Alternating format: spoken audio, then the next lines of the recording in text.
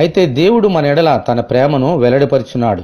ఎట్లనగా, మనమింకనూ పాపులమై ఉండగానే క్రీస్తు మన కొరకు చనిపోయాను.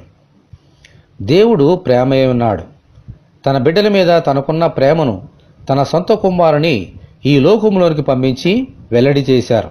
హల్లెలూయా. మనము నీతిమంతులము కాము, అయినా దేవుడు తన కుమారుని పంపించి తన పరిపూర్ణమైన ప్రేమను చూపించారు. మన ప్రభు అయిన యేసుక్రీస్తు కూడా మనము పాపులమై ఉండగానే ప్రేమించి మనలను నీతిమంతులుగా చేయడానికి శిలువ మీద చనిపోయారు. పాపులంటే ఆయనకు అంత ప్రేమ. పాపులకు స్నేహితుడు అనే పేరు అందుకే కదా ఆయనకు వచ్చింది. ఎంతటి పాపి అయినా ఆయనను తన హృదయంలో చేర్చుకుంటే వారిని క్షమించి నిత్య జీవంలోనికి నడిపించే ప్రేమామయుడు యేసయ్య. హల్లెలూయా.